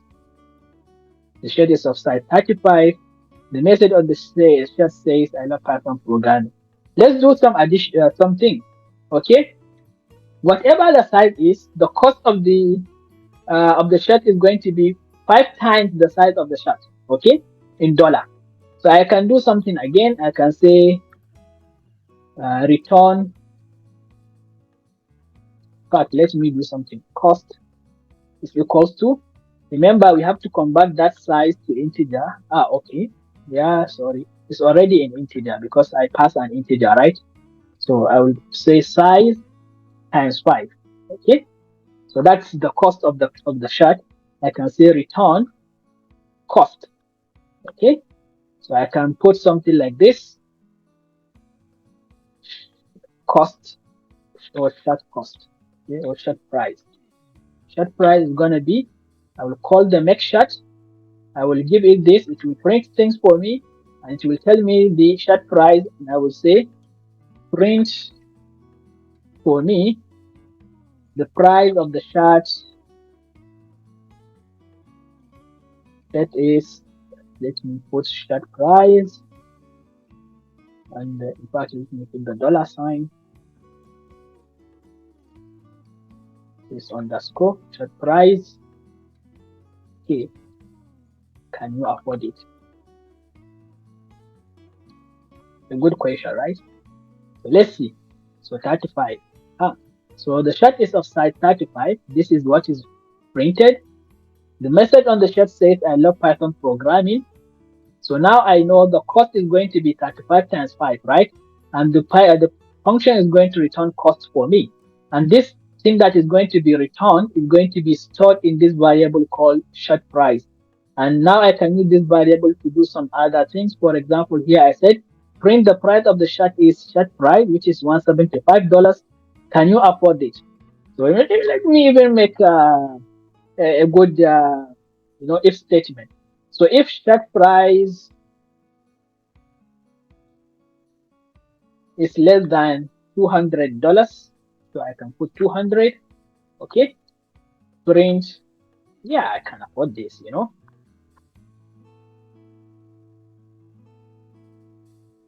Else I will say print. This is too expensive.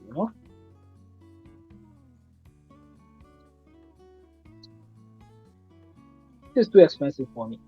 So let's make this 20. The size is 20, and let's print it out. Yeah, so the shirt size is 20. The price is 200. Yeah, I can afford this. But if the shirt size is 50, let's see what happens. So the price of the shirt is 250. Can you afford it? This is too expensive for me. All right. Questions? We have come to the end of the workshop. Before we wrap up, let me know if you have any question. Is this clear?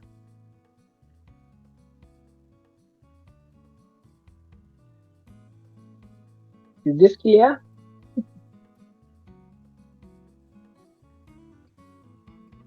Awesome. All right. So what have we learned so far? One, we look at inputs, how we input things inside.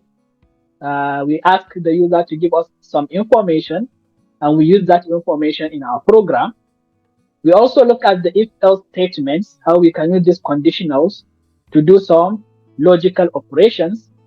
We looked at the while loop, how we loop over and iterate over and over our code. And lastly, we look at functions, how we can create functions to avoid repeating ourselves by having this reusable code. So if you have been with me starting from the first session up to today's session, which are 4 sessions, that's roughly 8 hours, right? By now, what you have learned so far is what we call the Python fundamentals. You can be able to build so many different things with what you've learned. All you have to do maybe is just to think about how you can put things together. Okay. So basically, this is a full course which we have covered over this the span of this 1 month. We have learned things starting from variables all the way to functions and definition of functions. Okay. So as I said, if you want to access the classes, you can check on YouTube. Okay. Once again, I will show you how you can also use my app, our proprietary app, to have access uh, to the classes. Okay. So as I said, just go to assertacademy.ai, and once you sign in or register and sign in, you will see events or recordings. Okay. The dashboard here in the side nav, you will see Python Programming Masterclass for the February 2024. You can go to event sessions and you will see the sessions that we've had so far. So we had 3 sessions. We're going to have the remaining last session, which is today's session, is going to be added. So we can be able to go through each of the sessions, open each of the sessions. You can watch the video, and you can download the resource, which is going to be the slides that I have used. Okay, you can use it also for yourself. And in the course of, uh, you revisiting the things, you can also use the AI, which we have provided for you, to ask questions promptly without having to maybe send emails and waste time waiting. So we want to enhance the student learning experience. So this is for this. Any other question?